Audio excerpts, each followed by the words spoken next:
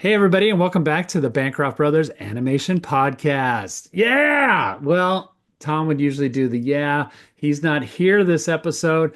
We're hitting into the summer months here, and as we do, Tom and I have some varying different schedules. I'm going to Annecy this year. Tom's not. Oh, poor Tom. But I'm really looking forward to it because I'm going to reconnect with a lot of animation community friends, and I'm bringing a bunch of students from Lipscomb. That's right, Lipscomb University, the place you want to go if you want to get into a good undergraduate program for animation. Tom and I teach there. How bad can it be, right? Check it out, lipscomb.edu, if you want to know more about our upcoming program. And we do have an MFA too, a certificate program if you're interested in that. I was telling them just a minute ago that I discovered Steamroller Animation, I would say just a couple months ago, and yet I'm finding out that they've been around for over 10 years. I can't believe it because the quality and the look of what they're doing is just amazing. Tom and I said we got to get them on a podcast, and they've got a new project that they're coming out with. The pilot of it just dropped today on YouTube. It's called Spice Frontier, and I can't wait to hear more about it and what they're doing in the indie world of animation because we're always loving talking about that. So here I have with me today Aaron Gilman, the CEO of Steamroller Animation, and then we also have Jalil Sadal, I hope I said that right. Sadal, co-founder of Steamroller, but also the director and co-creator of Spice Frontier. Welcome, guys. Nice to have you. Woo! Thank you for Thanks for having having us, us. Tony. It's awesome. You Thank guys you are so much, awesome. Tony. So, like I was saying, and we were talking about this a little bit before, I can't believe that I haven't heard about Steamroller Animation until recently. And I think I was just skimming around on YouTube, and the algorithms, they know what I like. They brought up some animation. It was for Spice Frontier. It was a teaser trailer, I think. And You know, I was blown away. I I was blown still away. wake up. I mean, you've just discovered it. I still wake up going, and go, I'm in the owner of Steamroll Animation. Huh. I still go through this every day, and it's always inspiring to be at the studio and watch what everybody else is doing. So I understand how you feel. Yeah, You know, and I've had my own animation studio a long time ago, and Tom currently has his own company called Pencilish Animation Studios, and it's a risk. It's always difficult getting into the animation game.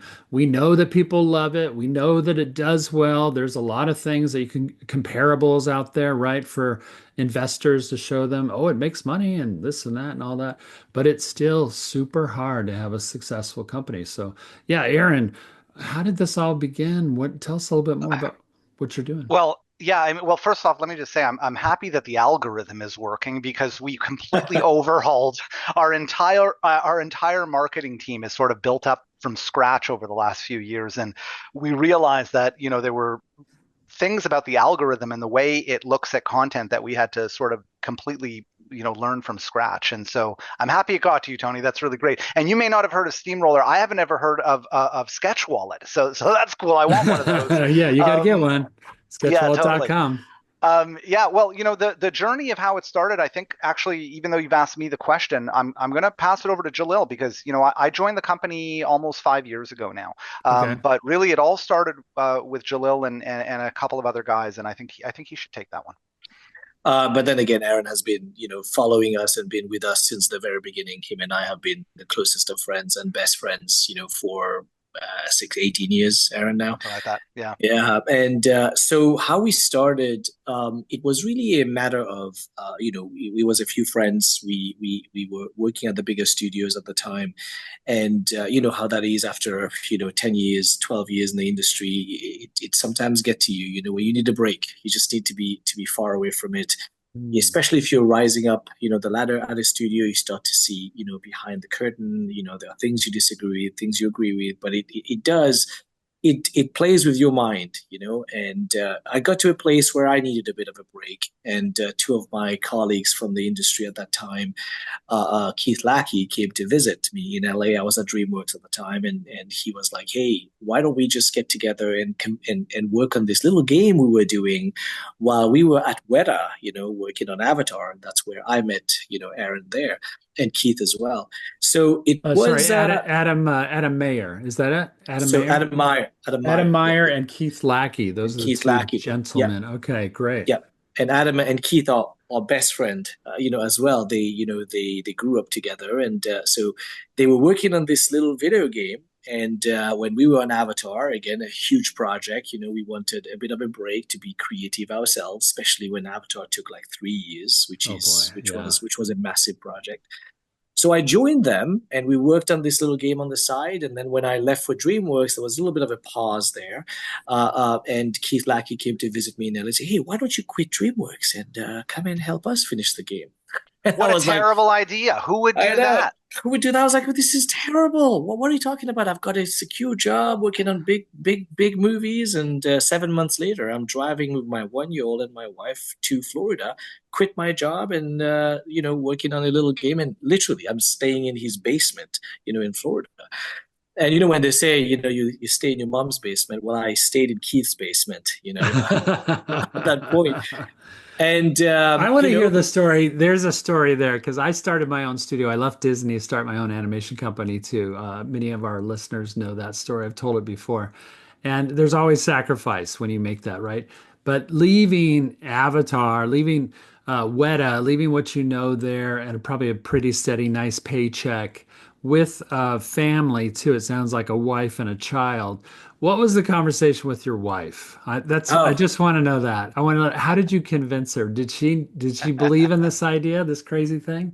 yeah, she believed in me, and I think that was of course, I had to prove that the financials were going to work, and luckily we had savings, and I was like, well, we're going to use this, and then we're going to make this money because I was finding work on the side, obviously because we couldn't pay ourselves big bucks. But I had some good savings, and and I believed in the project. I believe in what we could do with this, and also, I think it's a bit of a cheat because I had a fallback. I've always kept a very good relationship with previous companies, Weta and DreamWorks, and I knew if it doesn't work out, I could always go back to these companies You could because I've always, always yeah. wanted to maintain good relationships. So Smart. I had enough, I think, in the bank to go, I can take this risk. It was the right time. So we moved here, and honestly, we were working on the game, and very quickly we realized we were running out of money. We were running out of Yeah. money because we hired two people at the time, and then eventually three, but there was five of us. And within the first year, we realized making a game would take us a much longer time and a lot more money. And that's when we decided, well, what do we do? It's either we're going to bring in an investor or we're going to do work on the side, save money, and invest it in our own projects. So the only thing I knew that we could get work in was animation. And Yeah. at that point, again, similar to, you know, if you have a good reputation in the industry, you've made good friends and you've been honest, and you've been doing things with integrity and hard work, people recognize that. So I was able to reach out to friends and they're like, well, yeah, I mean, if you guys are available to do some work, Jalil, if you can help us out on our projects, here's some work. And I would do some work for them. And then we had one animator who was working with us at the time. Her name was Amanda. Her name is Amanda Renfro, and she started with us as a coordinator, but she also had a lot of experience, doing animation because that's what her major was. So I said, "Do you want to do some animation on this project?" She said, "Yes." And I asked the client, they were like, "As long as you supervise it and it goes through you, sounds good." The work looked great. And here we go. That was the beginning of it. They kept sending us work and word of mouth from client to client. They would reach out to us. And within a year, within 2 or 3 years, we were about 25 animators. And within Wow. 5 years, we were about 70, 80 people. And 7 years in, I think when Aaron started, we were About 110, about 110 when I 110. joined. Yeah, about that. Okay, so a And service now we're house. now 300. Yeah. Now Yeah. 300. Yeah. So you really did start as a service house, as do most studios. I mean, I think the Yeah. dream is, I mean, Tom, his company, my company, we knew that we'd probably get into service work, but what's hard, and this is for the listener, What's hard is when you start an animation company and you have dreams of doing your own IP, creating your own intellectual properties, your own concepts, and that's the dream, right? We don't want to work for the big man anymore, Disney or DreamWorks or whatever. We want to start our own thing and be creative, and we got stories to tell and characters to bring out and games to invent. Let's just do that. Well, as you saw, and as happens all the time, you run through that money that you have for that activity pretty darn fast, no matter what the planning is. And you end up, most studios tend to take in service work. So it sounds like for the last 7, 10, are you still doing service work, Aaron? So, Is so that, yeah. There's an interesting distinction to be made here, Tony, yeah, in how we approach service work. So first off, yeah, the DNA of our studio started with that desire to do IP, that sort of almost visionless passion, just to get out and make something cool, and then realize, holy shit, we don't know how to do it. right. But the thing that's interesting is that when we started doing service work in order to bring in money to keep doing that passion, the service work was purely animation. So it's an important distinction to make because a lot of service companies have a pipeline. They have a data model. They are moving data through a linear machine in order to come out with an output. Mm. But for Steamroller, the agility and the sort of flexibility for the company was really in just doing animation. So we would just get the scenes, do the Oh, animation and send it back. So we took no risk in terms of, running this massive overhead of, daily expenses to maintain this machine of multiple departments where if you're late in one department, you got 20 compositors sitting there watching YouTube. We didn't have that problem. It was give us your animation, we'll do the highest level of quality, we'll partner with you, and then we send it back. You take oh the my risk. gosh, that's perfect. So Yes. in doing that, and Jalil can speak to that a little bit because that was a very strategic decision. Because I think there was a discussion that happened in the early days of the company about whether we actually build a proper pipeline or we just do the animation stuff to bring in some positive cash flow. And Right. and the important aspect to understand here is that it kept us extremely lean, and so we were able to stay very agile and pivot to the ups and downs of the industry because we didn't carry this massive overhead with us. But what was really interesting is that partly through Jalil's Rolodex and partly through word of mouth, the type of animation only services that we were getting started to diversify. So if you look at just animation as a low overhead service we offer, we started growing to the point where we were doing it in visual effects, we were doing it in feature animation, we were doing it in cinematics, and we're doing it in in-game animation. So Wow. you think about some companies who sort of, have their niche, right? They focus on, let's say, visual effects, and something goes wrong in the industry, they're a one trick pony. That's what they do. They now have to, downsize. For us, think about it as almost like a balanced portfolio of many different clients across an entire industry where we were sort of very agile and able to pivot. And because word of mouth started to spread in all those areas, we started growing exponentially quite quickly year over year to the point where, yeah, I got there 4.5 years ago, we were 110 and now we're 300. That's a significant amount of growth. Oh yeah. I mean, what a great concept too. I don't know that I've really heard of another studio that just said, "Oh, we're not going to do the whole pipeline. We're not going to take on even like a whole section of a film. We're going to roll into and help support the animation team, meaning we're just going to take on pieces of or the full body of the animation for a production. That's our specialty. We're performers. We have really good, excellent animators here. That's what you're known for. It's a very niche thing.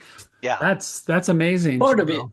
yeah, part of it as well was the industry was ready for it. I think, animation is just such a big team for any game studio to bring on board and then carry them through the game. Game studios, game companies don't need a big group of animators.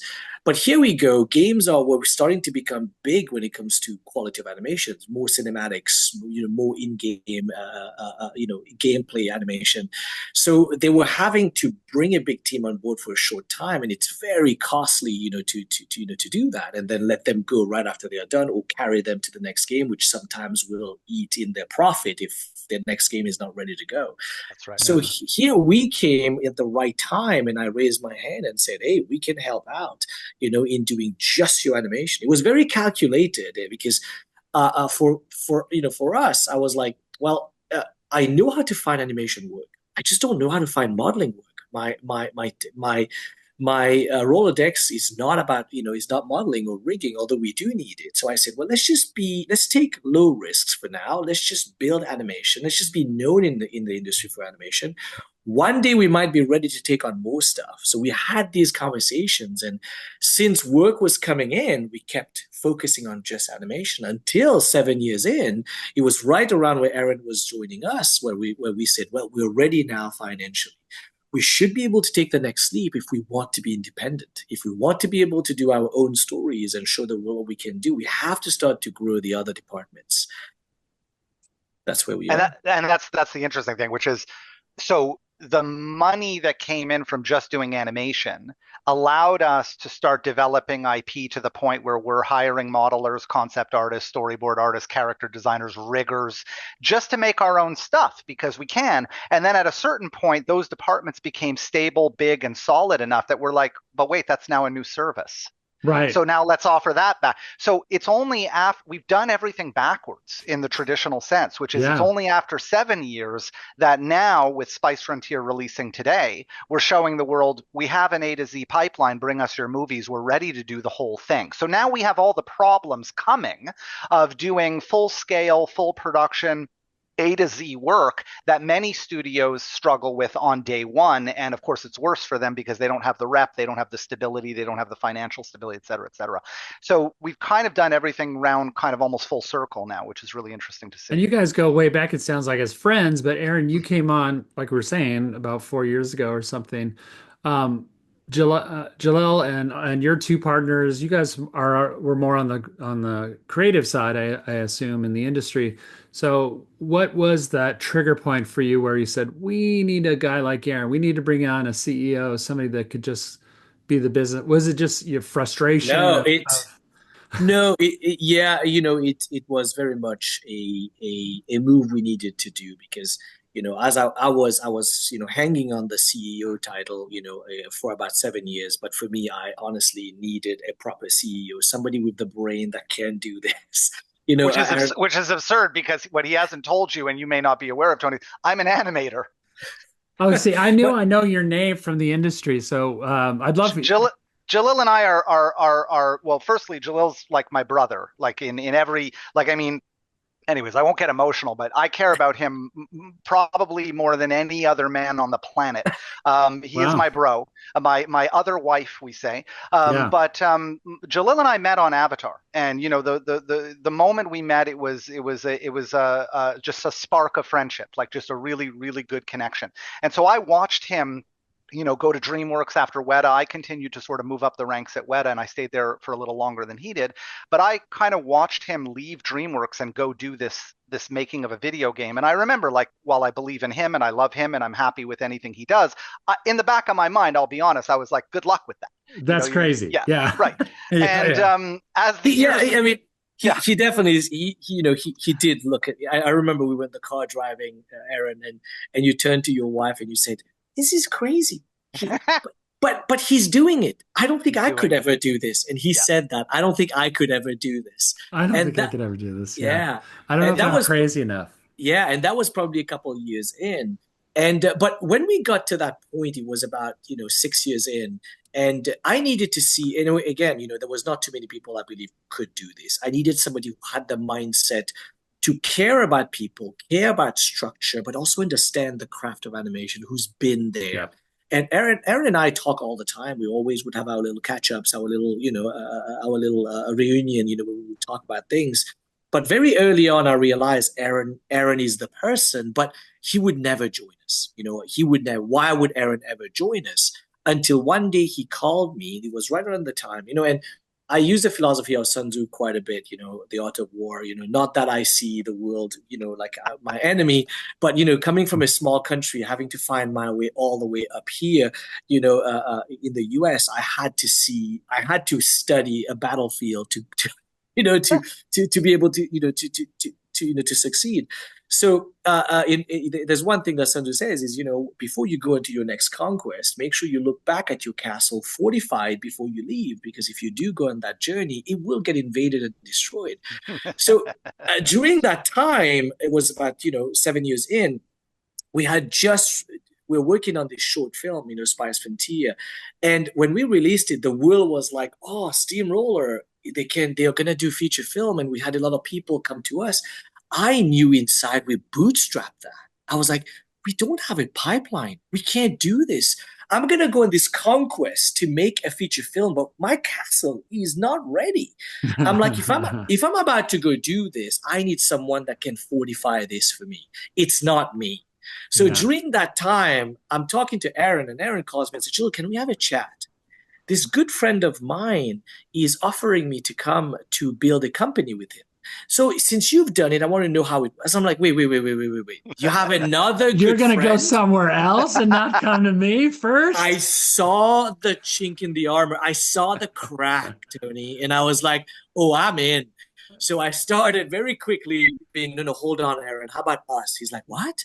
And I said, you come to us, give me 1 year, and you are the CEO. And he's like, what? What does What? that even mean? I Yeah. said, I didn't know what it means, but you are the person. You are it. And he obviously he didn't believe in it at that time, because unless you've done it, you don't know what it means. But for me, having done it and watching Aaron, what he was doing at DNEG, I was like, this is it. You are the person. There's no wall here, Aaron. All your dreams and all your strategies, we're going to do it here. And of Do it course, in the here. back of my mind, I'm like, I'm going to be free to go be creative. Yes. Well, Aaron, you must be doing well because you've lasted 4 years, and I know Jalil is into the art of war. He probably would have cut your head off by now, I'm sure, if it wasn't working out. So it must be going well. It's gone. I mean, honestly, I've said to Jalil and others even that this role and this experience over the past 4.5 years. I mean, look, I put the friggin' logo of the company on my body. I'm the only owner that has done that. Jalil does not have this on his body. Right. But He's but showing but Aaron is showing us a tattoo of his forearm for those at home right now. But there yes, you he go. does have the logo I tattooed have on the him. logo. But yeah, and I think for me, this has been the best experience that I've had since how I felt when I first started animating professionally. Mm. Um, that's how much of a highlight it's been for me in terms of not only my personal growth, but the challenges and the relationships that I've built. And honestly, I'll be honest, like, you know, there's a level of need for, I know this is going to sound terrible, but let me clarify. Um, there is a need for power and authority that someone requires in their life at a certain point after they have garnered enough experience, where Yes. it's no longer acceptable to just ride the wave of other people's decision making process. And so Mm. for me, what happened was I was in a very large company. I was at DNEG, at the time it was 10,500 people, Mm. and I had my control sort of over my team of 40 animators in Vancouver. And there was experiences that happened prior to that that started me on the journey of getting to that point, but it was really at that point that I became very, very disillusioned with how large companies run. Mm. Because where my focus from animator started to shift was towards leadership and towards strategies around how to work with people, how to get the best out of people, and how to organize teams of people to work together in the most collaborative way possible. And I talk about this endlessly, Jalil. I'm probably going to bore him now, but when you grow as a hierarchy and you add more rungs into that hierarchy, we all know what happens, which is communication dies. Mm. And if you don't have the infrastructure that evolves and grows itself within the scale of that hierarchy getting deeper and deeper and deeper, then you're just exacerbating what already exists as a problem, which is you're always going to have a problem in any hierarchy between communication from the top to the bottom. That's your challenge, right? Right. But you keep adding those rungs, and suddenly you've got people leaving you every day. And number one, you don't know why.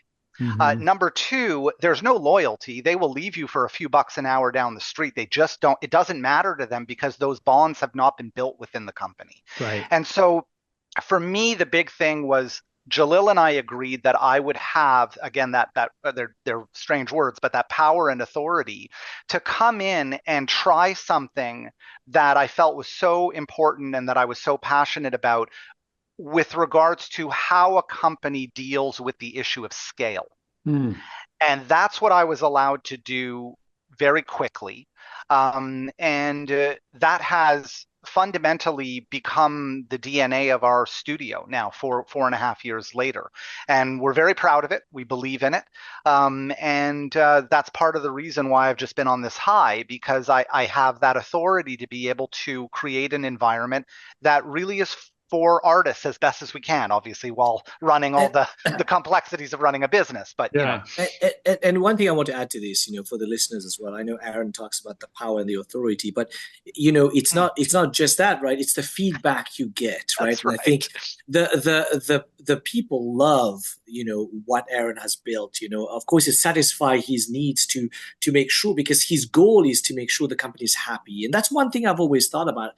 As long as you try your best to make your people happy, the work is going to be amazing. If the only thing you do is try to focus on just making the work great, you're going to lose people and you won't build that belief in your team. That's right. So Right. what Right. we do constantly is trying to do both. Obviously, we got to make sure our clients are happy, but we have an incredible focus and investment in making our team happy. And the happier they are, the better the work is. It's just incredible how it Yeah, it's works. not. Yeah, let's replace the words power and authority and say freedom. So it was the Freedom. freedom Yeah. to actually be able to make changes without the Yes. bureaucracy of a massive machine where just nothing ever really changes and nothing ever really gets done. And sometimes you acquire a certain amount of experience in your career that you can see very crystal clear where some of those problems are. And so for us, and for me, it was about the freedom to be able to create a system that accommodated the growth of the studio and created a communication from the top to the bottom that would allow us to proactively solve human needs on Yeah. literally a day-to-day basis. Yeah. And that system is scalable, whether you're 500 or 800 or 1,000. It should be in theory. We're now proving it at 300, but we keep going. So yeah, freedom is the better word Well, for why I Steamroller, made the change. Yeah. I think it's awesome, you guys, what you're doing and what you've built. And I can't believe so much of it has been under my nose because Tom and I try and stay really recent and up to date on things. But I will say we don't really know the VFX side so much. We know more features, TV, that sort of thing.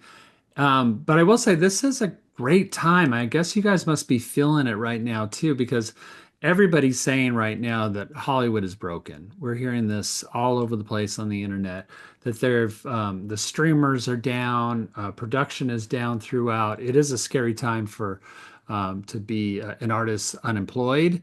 And there's just not a lot of work going on. But it is seems to be a great time to be an indie producer, have an indie studio that's creating great quality animation. Um, are you feeling that right now? And why the timing of Spice Frontier?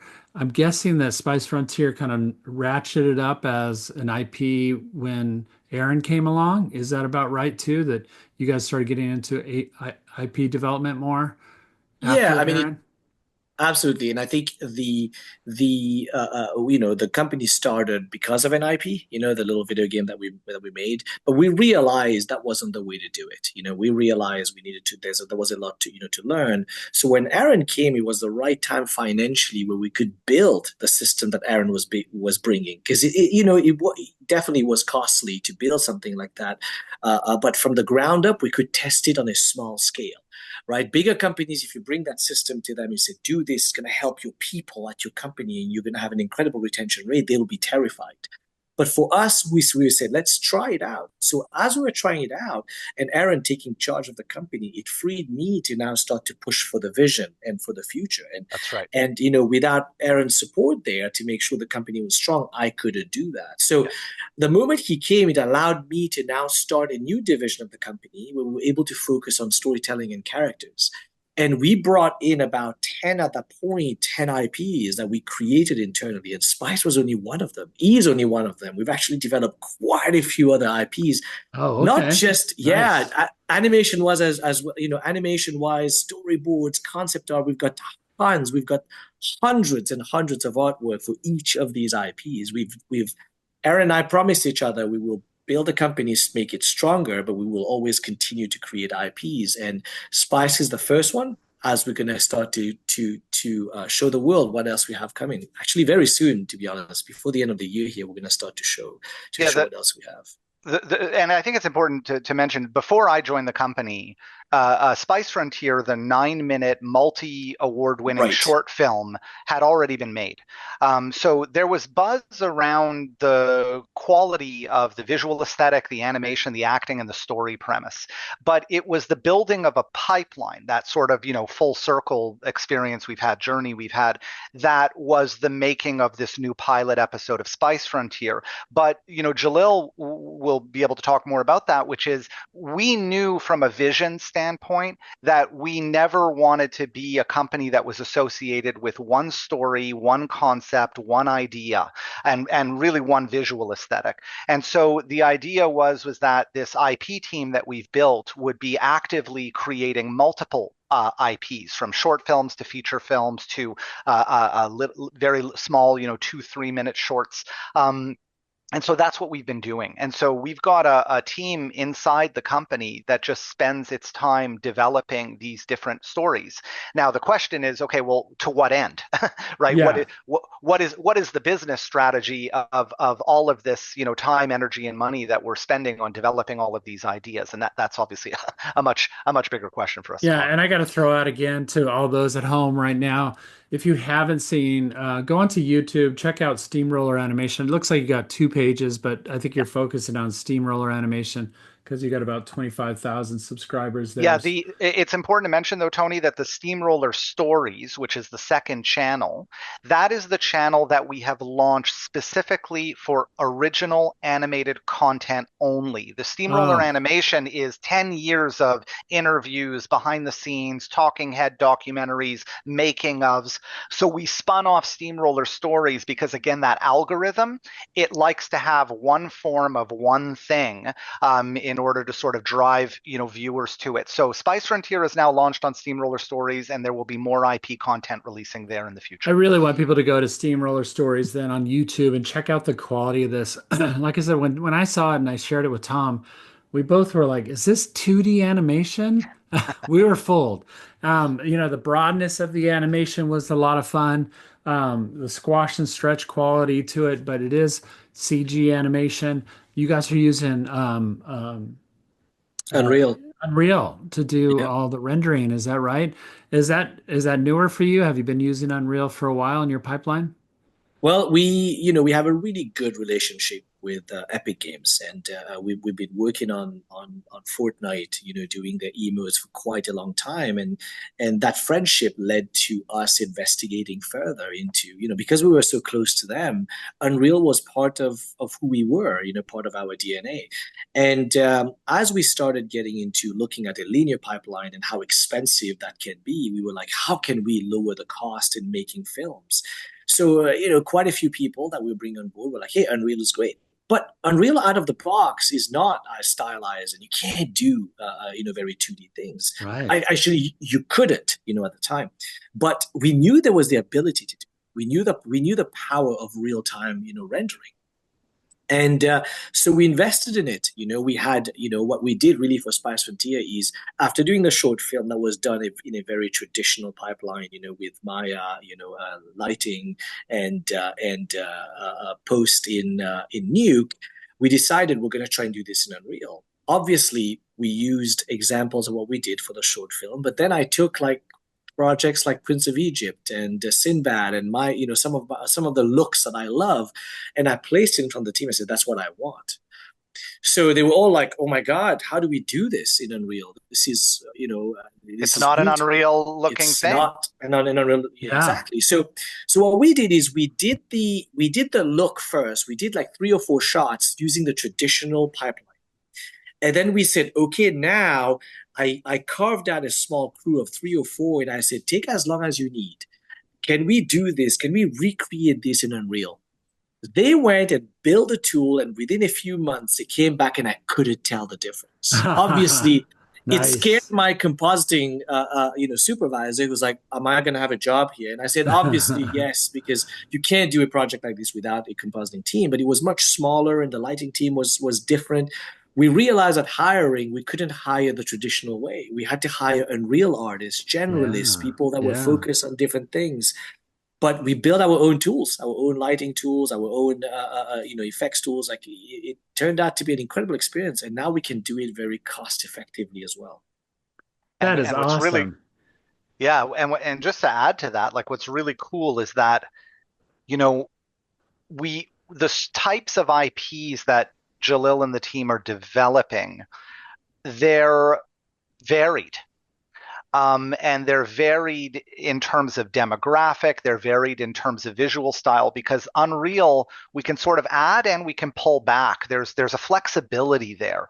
And so we've got projects that are like extremely anime looking and other projects that are more sort of Western commercial style. We've got some that are more family friendly, others that are a little bit more adult. So that pipeline is kind of giving us a lot of flexibility, not only to do a variety of things where we can test the waters, really, and that's again partly our YouTube strategy, which is like, what do people like, and what are they responding to that we're creating, but also as a service of that pipeline to the studios or to whomever, we have this flexibility to be able to do all sorts of different styles of content. So that's really cool. It is cool, and I'm wondering now. I got to ask Aaron. You're the CEO. I'm no CEO like you, so but I am Oh, thinking automatically. Um, None of that can happen without Spice Frontier blowing up. We need to have some real success from Spice Frontier. What's your strategies right now as an indie going out with a new product? You're going out into the market with Spice Frontier. Do you already have partners? Do you have distribution? How is it going out into the world? What's your plans right now? so that's a fantastic question, and I should start by saying that, like the video game that Steamroller made over a 7-year period, we do not live or die by the success of our IP. So our business model is strong in the sense that we have a very healthy services side of our business. If Spice Frontier doesn't go anywhere, we move on. And we move on to the next IP and the next IP and the next IP for as long as, the industry will have us on the service side. We can keep doing that and we will keep doing that. That's great. Okay, so that's the first So that caveat. that keeps you healthy, that keeps you moving forward. But the dream is bigger and better Absolutely. and building Yes. the castle, right? So the dream is for us to be truly independent in the sense that we never want to give up our services side. I think that's really important for people to understand. Our services side is something, number one, we love doing. It keeps us very connected to the industry. It's a strong revenue stream for us. And so we don't want that to go away. It's not some goal to cut the umbilical cord.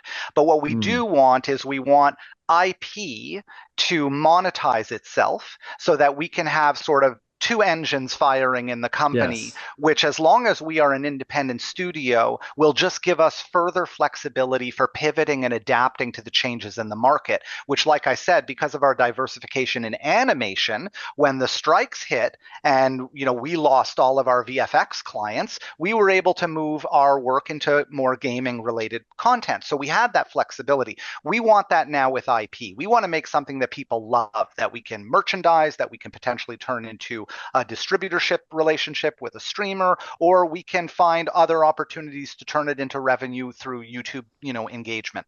So the way that I talk about it is like Steamroller's at this really interesting transition right now with the release of Spice Frontier, which is we don't know really right now where it's going to go. We don't know if the success on YouTube will turn it into interest from the streamers or broadcasters around the world. We do not have a deal in those areas at this particular point in time. And we don't know if it'll blow up on YouTube and potentially we can find other ways to fund episode 2 and episode 3 that won't come from a streamer or from pre-sales in the broadcasting world.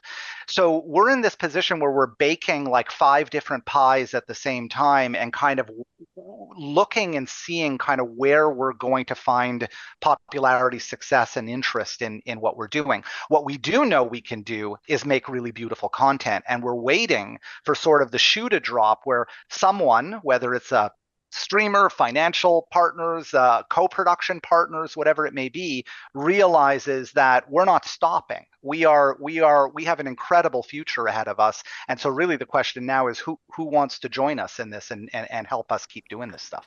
And what I love about what you're saying, Aaron, is it's really going into where I see things are moving right now in the entertainment space because everyone's saying that it was always the the big studios, it's always the Netflix and the Disneys and stuff that had the green light power. Now independents seem to be getting their own green light power.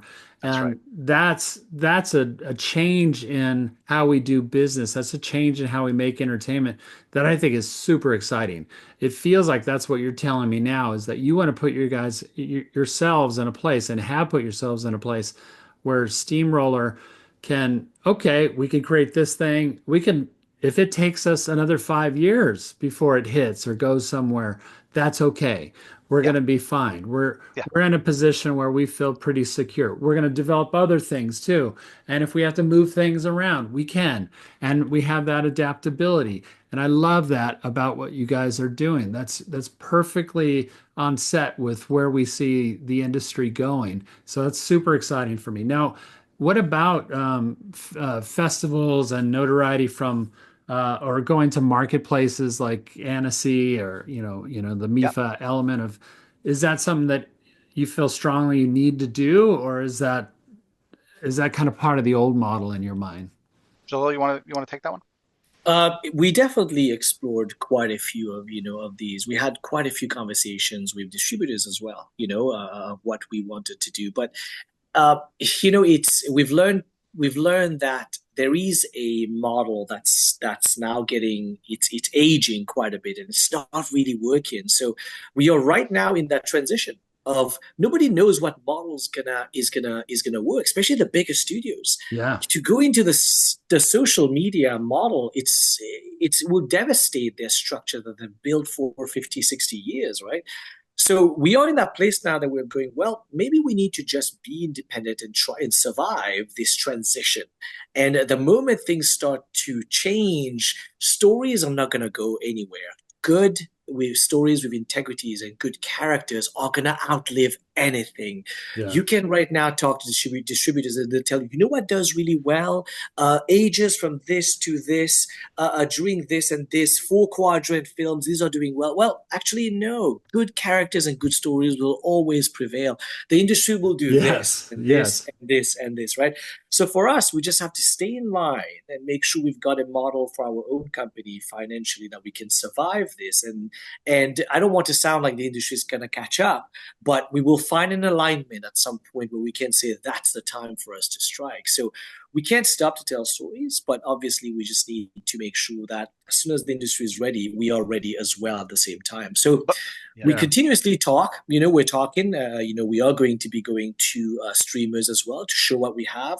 We're not desperate to say that's where it needs to be, but we are open to conversations as long as it doesn't destroy the integrity of our stories. That's the key, which is how do we hold on to the integrity, but also figure out how to monetize this because we Yes, are not monetized on our IP. Spice Frontier is not monetized. it's not. So Yeah. so that is what. So if a streamer came to us and said, "We love Spice Frontier, we want to talk about making the series," we're going to talk with them about making the series. I mean, we right now Spice Frontier and the building of the pipeline. Jalil, how long did it take to make the episode? The actual episode was about 3 years 3 years. to do it. Yeah. So, anybody who knows anything about YouTube will tell you if you're just going to release something every 3 years, there's no way to It's not going to work. Yeah. monetize that. Yeah. So, we're in a position where YouTube, for example, is incredible for us because we can engage directly with the consumer. We can, understand what they want and what they're interested in, what they like and what they don't like. But the monetization is not there on a practical level with the quality of work we're doing and the amount of time it takes to do that. So there's a bit of a conflict there where we have to figure out, okay, well, where's the actual, money that will allow us to make a series within a period of time that the consumer will be happy to receive, Yeah, and I love the it looks like your strategy right now with your marketing department, you kind of were describing them as kind of more young and YouTube agile. That's super smart. I think, that's where the industry is obviously moving. YouTube is where the eyeballs are. That's right. It looks like you guys are fairly new to building your pages still, but I Yeah. I think with We this are. kind of content you guys have, and if you can get some influencers behind you, I mean, let's face it, that's kind of where it is these days, is, having influencers that just get really attracted So to what you're doing. So we have 15, I think 15 to 20 influencers that are all doing pieces on Spice Frontier and helping to Great. direct traffic to us. These should start coming out as of today over the next couple of weeks. So, we'll see. Obviously, we're limited in our budgets. We can't, there's no Mr. Beast behind this where, we can just give him 6 million. Yeah. These are smaller influencers, but we decided to go with smaller but a larger group, in the hopes that we can hit, your Star Trek fans and your Dungeons and Dragons fans and your anime and illustration fans, and so we've sort of carefully picked people that can relate to this particular project. Well, now you've been on the Bancroft Brothers Animation Podcast, which has Yeah, the biggest Yeah. influence in the entire Woo! industry. Will I be seeing you guys at Annecy? Are you going this year? yeah, Oh, great. Yes, And I what will be about there. do you get involved with Lightbox or any of the others? yeah. We were, and this year was the only year that we decided we were not going to go, just because Just there was pulling back. quite a few. There was quite a few festivals and conventions that we were attending this year. So Lightbox was not one of them, but probably next year we're going to be going back again. Well, I got to do a We've had a pitch for long relationship. our own. Tom and I just started our own animation expo. It's in Nashville every year. We had our first one Oh, earlier this year. We're the South's one and only animation expo. It's a professional expo like Lightbox or oh, we are in. yeah. I would, So yeah. So that's when. April 10th through the 12th, it's going to be hitting here in Nashville again next year, April 10th through the 12th. And we were sold out the first year. We're That's looking to double that next year. So that's an easy trip, man. That's It's that's that's easy. that's a great trip down. I Yeah, know and you I've guys are always right wanted to there in the visit. South. Yeah. I I have was always there wanted to last visit weekend. Nashville. Really? Yes, I drove over there last weekend. Dying to visit Jalil, come Nashville. on. Let's get together. Let's I have some know we should. barbecue. Come on. We should. This has been great, you guys, though. I really appreciate the time you've given on this. Any final words for our fans out there, our listeners that are probably very inspired right now, and especially if they've gone to the YouTube's page there and checked out Steamroll Animation and what you guys are doing with Spice Frontier. They have to be excited at this point because it is exciting. My students, I'm going to show this to them at Lipscomb University when we start up again in the fall, and their jaws are going to drop at the quality level that you guys have achieved in this. So really proud of Yeah. what you guys are doing. Really believe in what you guys are doing. Anything you want to leave with your audience? Yeah, I think I'd say, for us, it was never the big dream. Everybody has a dream of telling stories, but taking it a step at a time is the way to do it. Because if you have this giant dream, ahead of you, you're gonna fall flat, if anything happens, and you might lose the motivation to continue to reach it. But the achievable dream, right? Make sure you have little dreams, and each dream leads you to a bigger one. Just be honest with yourself. Know that for the most part of your career, you'll be working on someone else's story, and it's amazing to do that. Work on other films, gain experience. Don't try to shoot for the stars, too quickly, because you got to build a belief. People have to believe in you. The world has to believe in you before you can tell your own stories. We all want to tell it, but sometimes we rush to it, too quickly. So start small, build yourself up, make friends, make contacts, and have integrity as you're working. Put your head down, talk less, work harder. I love that. Speaking of believing in people, I also think that we should just take a minute, Jalil, given the fact that Spice Frontier has now released, to thank our incredible Incredible team of team. Yeah. we are one thing that we are amazing at. It is finding the best people, That's people awesome. who not only are really talented at what they do, but really understand how to work in a team and Hmm. how to deliver in the most professional way. So just a huge thank you to all the people that have worked so hard, believing in this vision for this Yeah, studio. I can't thank them enough. They came to us, they believed in it, and they were empowered to tell a great story. It's better than I could ever have imagined. Yeah. And also, Tony, to Yeah. you and your brother as well. I mean, you guys have been an inspiration for me personally, and watching you guys' career growing up, and thank you so much for having us. It's an honor really to be here and to Yeah. meet you, and A finally getting huge to honor. chat. Well, I know you were eyeballing the desk that's behind me right now, and so you're quietly coveting that, I think. But Oh yeah. I will say I have been to your website. I hope other people check it out too, steamrolleranimation.com, to see the company website because you got a lot of smiling faces on those pictures, and that tells a lot. I mean, I think that says a lot. A couple dogs in there too, so you're pet friendly. That's Pet always a good friendly, that's sign. for sure. But yeah, I mean, I love what you guys are doing, and I can't wait to Thank you. catch up with you. And I'll see you guys in Annecy, I hope. I'll message you. Amazing. We'll get together. Thank All you so right. much, Tony, for having us. Really Thanks appreciate for it. Thank being you. here. And as Tom and I always say, animate from the heart. If you like what you just saw, please consider subscribing to our YouTube channel, Pencilish Studios.